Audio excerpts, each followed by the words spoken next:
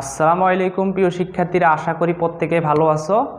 শিক্ষার্থীরা, এই করোনাকালীন সময়ে আশা করি সবাই বাসায় আছো, সুস্থ সুন্দরভাবে পড়াশোনার প্রতি মনোনিবেশ আছো এবং পড়াশোনা করতেছো।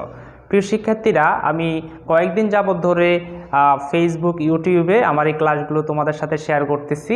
সেই ধারাবাহিকতায় তোমরা আমাকে অনেকেই কমেন্ট করেছো এইচএসসি পরীক্ষার্থীদের জন্য, অর্থাৎ এইচএসসি সিলেবাসের উপরে ইংলিশ সেকেন্ড পেপারের উপরে কিছু ক্লাস দেওয়ার জন্য। তো আমি তোমাদের সে অনুরোধ রাখতে গিয়ে আজকে আমরা এইচএসসি ইংলিশ সেকেন্ড পেপারের একটা গুরুত্বপূর্ণ টপিক নিয়ে তোমাদের সাথে হাজির হয়েছি এবং তোমাদের অনুরোধেই আমি ক্লাসটি তোমাদের সাথেই শেয়ার করতেছি।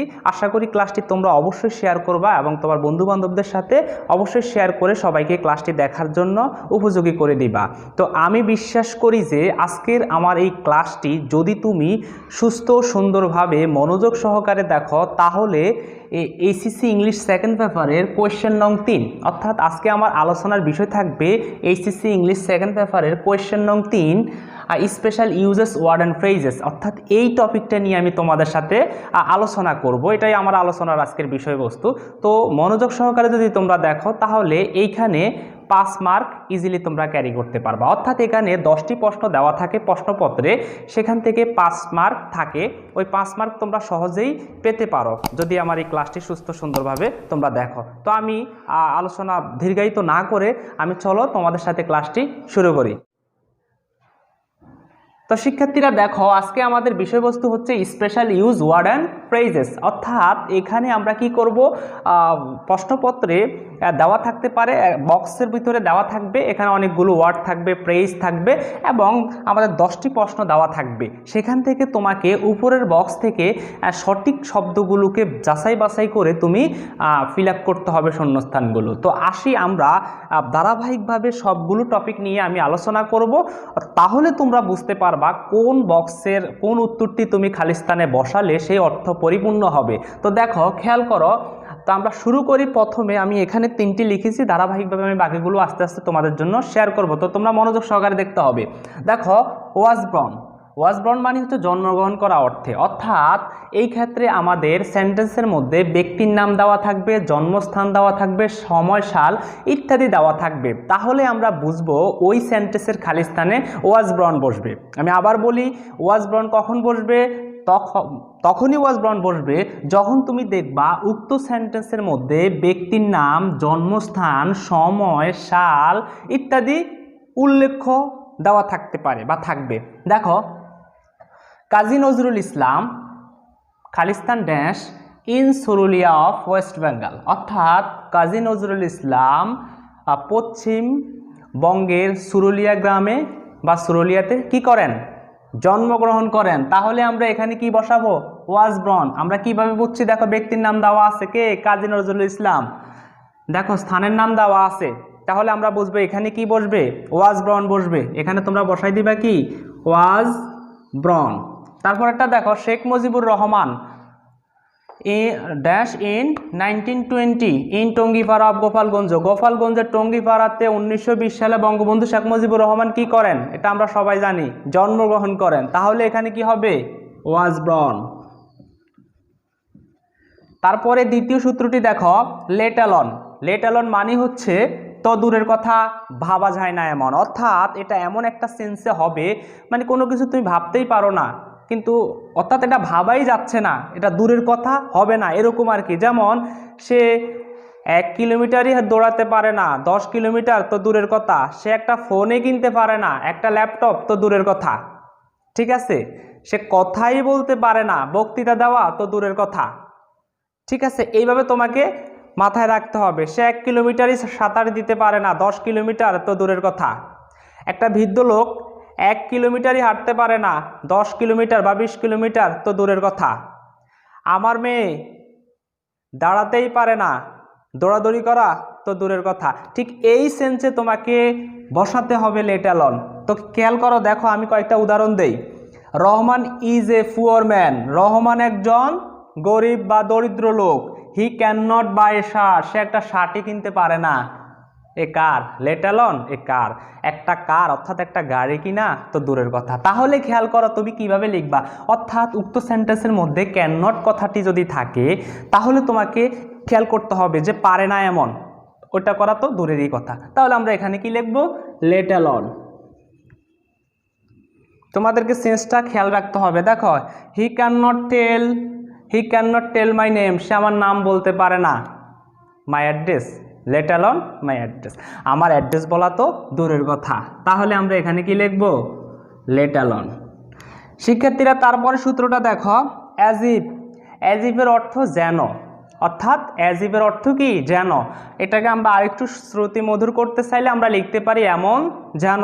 তোমরা একটু খেয়াল করো, হি প্রিটেন্ডস, সে ভান করে, হি নিউ এভরিথিং, সে ভান করে সে সব কিছু জানতো বা এরকম আর কি। তাহলে তুমি কি করবা, he pretends as if he knew everything, সে এমন ভান করে যেন সে সব কিছুই কি জানে। তাহলে আমরা এখানে কি বসাবো, অ্যাজ ইফ। ঠিক আছে, তারপরটা দেখো, শি টক্স, সে কথা বলে, শি ওয়ার এ ম্যাড, সে কথা বলে সে পাগল। তার মানে সে এমনভাবে কথা বলে যেন সে একটা কি পাগল। তাহলে আমরা কি এখানে বসাবো, অ্যাজ ইফ। শিক্ষার্থীরা তারপরে আমরা আসি দ্বিতীয় সূত্রগুলোতে দেখি। শিক্ষার্থীরা এখন দেখো আমরা চতুর্থ সূত্রে মুভ করেছি। তো এখানে আমরা কি কি পাচ্ছি দেখো, it is time, it is high time, এটাই উপযুক্ত সময়। ইট ইজ হাই টাইম, এটাই উপযুক্ত সময়। ইট ইজ টাইম, এটাই সময়, অর্থাৎ কোনো একটি কাজ করার সময় এসেছে, এখনই করতে হবে, না করলে ভবিষ্যতে তোমাকে পস্তাতে হবে। অর্থাৎ ভবিষ্যতের জন্য তোমাকে এখনই কাজটি করতে হবে, অতীতে তুমি কাজটি করো নাই, এখন করার সময় এসেছে, এখনই করতে হবে। এরকম সেন্সে আমরা কি বসাবো, ইট ইজ টাইম অথবা ইট ইজ হাই টাইম। তো কখন আমরা ইট ইজ টাইম এবং ইট ইজ হাই টাইম বসাবো সেটা আমরা দেখি। দেখো, ইট ইজ টাইমের পরে কিন্তু আমাদের সরাসরি সাবজেক্ট যদি আমরা বসাই, অর্থাৎ ইট ইজ টাইমের পরে সাবজেক্ট যদি বসে তারপরে অবশ্যই ভার্বের 2 নম্বর ফর্ম অর্থাৎ বি2 বসবে। ঠিক আছে, আবার ইট ইজ টাইম বা ইট ইজ হাই টাইমের পরে যদি একটা টু বসে তারপরে অবশ্যই ভার্বের 1 নম্বর ফর্ম বসবে। অর্থাৎ আমরা যদি ইট ইজ হাই টাইম যে সেন্টেন্সে বসবে তারপরে আমরা সেন্টেন্সে দেখব কি সাবজেক্টের পরে ভার্বের 2 নম্বর ফর্ম দিয়ে শুরু হয়েছে, নাকি টুর পরে ভার্বের 1 নম্বর ফর্ম দিয়ে শুরু হয়েছে খালিস্তানের পরে। তাহলে আমাদেরকে ওই সেন্টেন্সের মধ্যে ইট ইজ টাইম অথবা ইট ইজ হাই টাইম কথাটি উল্লেখ করে দিতে হবে। I hope you have got the point. তারপরেও তোমরা একটু খেয়াল করো, আমরা বিষয়টি উদাহরণের মাধ্যমে বুঝাই তোমাদেরকে। দেখো, এখানে একটা খালিস্তান, হ্যাঁ, তো আমরা কি ইট ইজ টাইম বা ইট ইজ হাই টাইম, তুমি দুইটা থেকে যে কোনো একটাই বসাতে পারো, এটা তোমার ইচ্ছে। ঠিক আছে, এখন আমাদেরকে খেয়াল রাখতে হবে বক্সের ভিতরে কি আছে, কি ইট ইজ টাইম আছে নাকি ইট ইজ হাই টাইম আছে। একটু খেয়াল করো, দেখো টু আছে, কি আছে, টু আছে, আমরা বলছি টু দিয়ে শুরু হবে। হ্যাঁ, টুর পরে ভার্বের 1 নম্বর ফর্ম আছে, তারপরে অবজেক্ট আছে। ঠিক আছে, এখানে এক্সটেনশনও থাকতে পারে। তো এখন খেয়াল করো তো এখানে আমাদের কি বসাবো, আমরা যদি ইট ইজ টাইম বসাই তাও হবে, ইট ইজ হাই টাইম বসালেও তাও হবে। তাহলে অর্থটা কি দাঁড়া যাবে, আমি যদি বসাই ইট ইজ হাই টাইম বা it is time, it is high time to start the work, এটাই উপযুক্ত সময় কাজটি করার, অর্থাৎ কাজটি শুরু করার এটাই কি উপযুক্ত সময়। তার মানে এটাই এখনই সময় কোনো কিছু করার। এই সেন্সে আমাদেরকে কি বসাতে হবে, ইট ইজ টাইম অথবা ইট ইজ হাই টাইম। তারপরে তুমি দেখো, আমি বললাম ইট ইজ টাইম বা ইট ইজ হাই টাইমের পরে সাবজেক্ট বলবে, তারপরে আমাদের কি বলবে, ভার্বের বি2 অর্থাৎ ভার্বের 2 নম্বর ফর্ম বসবে। তাহলে এটা হবে ইট ইজ, আমি ইট ইজ টাইম এখানে শুধু বসাই, it is time you work for your future, এটাই উপযুক্ত সময় তুমি তোমার ভবিষ্যতের জন্য কাজ করার। তারপরে দেখো তোমরা 5 নম্বর সূত্রতে আমরা কি পাচ্ছি, দেখো have to has to. Have to has to অর্থ বাধ্যবাধকতামূলক অর্থে ব্যবহার করা হয়। প্রিয় শিক্ষার্থীরা, তোমরা আমি যদি তোমাদের কিছু কথা বলে দেই, যেমন আমাকে কাজটি করতে হবে, I have to do the work, তাকে কাজটি করতে হয়, he has to do the work. আমাকে যেতে হবে, আই হ্যাভ টু গো। ঠিক আছে, অর্থাৎ এইসব সেন্সে আমাদেরকে হ্যাভ টু হ্যাজ টু ব্যবহার করতে হবে। আমাকে কিছু করতেই হয়, অর্থাৎ সেন্সে, অর্থাৎ আমাকে কি করতেই হবে, এরকম একটা সেন্সে বাধ্যবাধকতামূলক বোঝাতে আমাদের কি হ্যাভ টু হ্যাজ টু ব্যবহার করা হয়। ঠিক আছে, তাহলে আমরা একটু দেখি এই সেন্টেন্সটা তোমাদেরকে একটু বোঝাচ্ছি। দেখো, মিতা, আরেকটা কথা তোমাদেরকে বলে দেই, হ্যাভ টু হ্যাজ টুর পরে সবসময় ভার্বের 1 নম্বর ফর্ম বসে। Have to has to plus ভার্বের বি1 অর্থাৎ ভার্বের 1 নম্বর ফর্ম বসে। হ্যাভ টু হ্যাজ টুর পরে সবসময় কি হয়, ভার্বের 1 নম্বর ফর্ম বসে। একটু খেয়াল করো, Mitha is the first girl in our class. Mita আমাদের ক্লাসের প্রথম গার্ল, অর্থাৎ প্রথম মেধাবীদের তালিকার মধ্যে সেই ফার্স্ট বলা চলে।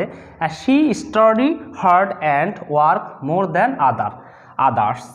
হ্যাঁ, আদার্স অর্থাৎ তাকে অন্যদের চেয়েও বেশি পড়াশোনা কি করতে হবে। তার মানে বাধ্যবাধকতামূলক বোঝালে আমাদের কি ব্যবহার করতে হবে? Has to. এখানে কেন হ্যাজ টু হলো? কারণ এখানে সি থার্ড পারসন, তারপরে আমাদের কি হ্যাভ টু হয় না, এখানে কি বসাতে হবে? Has to.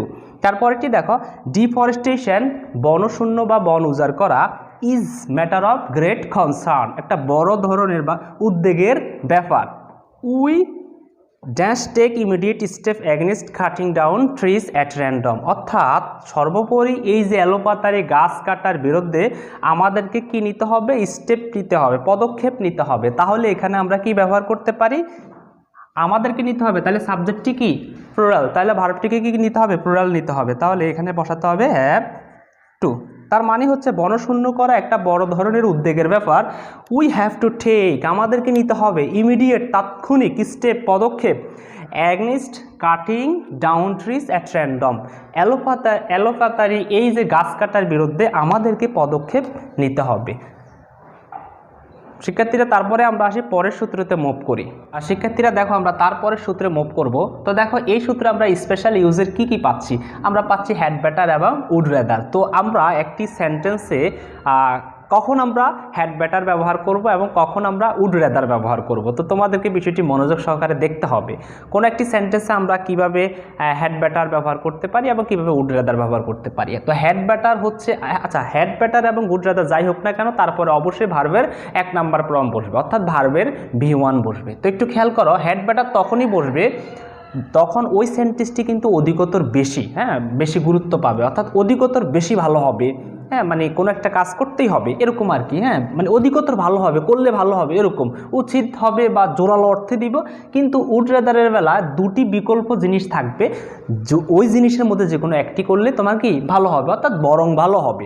আচ্ছা, আমরা এভাবে এগুলো না বলে একটু উদাহরণের মাধ্যমে যদি বুঝাই তাহলে তোমরা ভালো করে বুঝতে পারবা। দেখো, ইট ইজ রেইনিং আউটসাইড, বাইরে বৃষ্টি হচ্ছে। খেয়াল করো, তুমি টেক অ্যান আমব্রেলা। আচ্ছা, তোমার কি হবে? উচিত হবে কি একটি আমব্রেলা নেওয়া। এখন তুমি বাসা থেকে বাইরে হয়ে যাচ্ছ, এখন বাইরে প্রচণ্ড বৃষ্টি হচ্ছে, তোমার বরং ভালো হবে একটি ছাতা নেওয়া নাকি একটা ছাতা নেওয়া তোমার উচিত হবে? এই দেখো, উচিত অর্থে ব্যবহার করা হচ্ছে, অর্থাৎ অধিকতর ভালো হবে। এরকম ক্ষেত্রে আমরা কি ব্যবহার করব? Had better, had better.